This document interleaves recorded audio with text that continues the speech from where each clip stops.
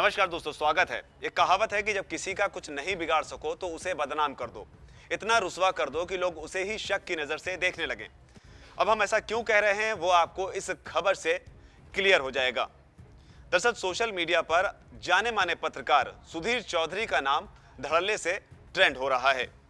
Trend होने की पीछे की वजह वो शख्स है जिसकी वजह से देश में दंगों जैसा माहौल बन गया। जुबैर नाम के इस शख्स की वजह से ही नुपुर शर्मा का मामला इतना उछला कि कुछ सिरफिरे कट्टरपंथियों ने राजस्थान में कन्हैया कुमार की गला रेत कर हत्या तक कर दी।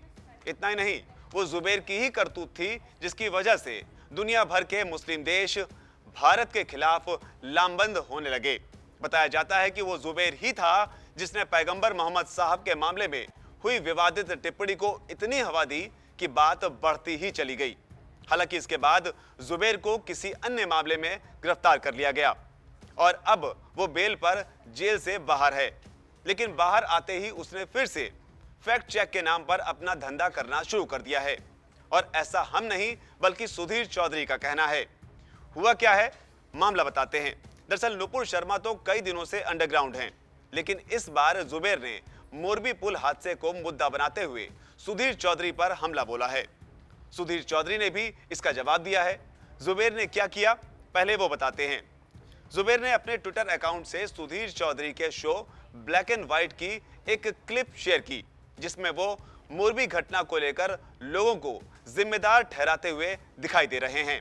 लोग सुधीर चौधरी के शो की तुलना उनके पुराने शो डीएनए से करते हुए उनकी पत्रकारिता में खोट बताने की कोशिश कर रहे हैं और आरोप लगा रहे हैं कि चौधरी साहब ने बंगाल पुल हादसे और मोरबी पुल हादसे में दोहरा रवैया अपनाया, जिसके पीछे की वजह के तौर पर बताया जा रहा है कि वो ऐसा इसलिए कर रहे हैं क्योंकि बंगाल में ममता बनर्जी की सरकार है और गुजरात में बीजेपी की।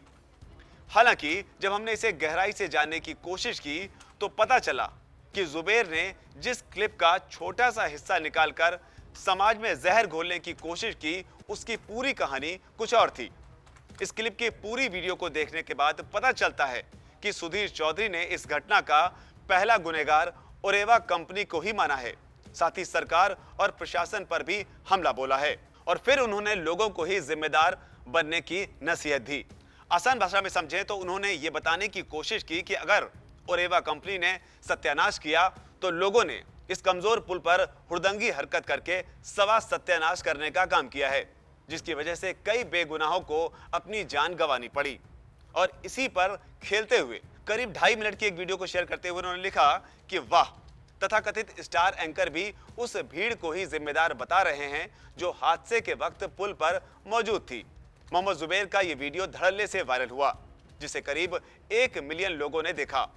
वायरल वीडियो पर खुद सुधीर चौधरी ने प्रतिक्रिया दी। सुधीर चौधरी ने ट्वीट पर रिप्लाई करते हुए लिखा, अभी हाल ही में जेल से जमानत पर छूटे हो और आते ही फिर वही काम शुरू कर दिया। पहले पूरा ब्लैक एंड व्हाइट देखो और फिर सोचो।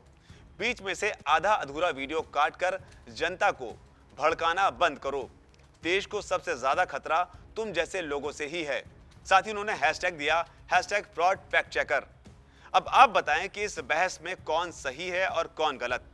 हादसे के लिए गुनहगार कौन कौन लोग हैं, रिपोर्ट कैसी लगी ये भी बताएं। धन्यवाद।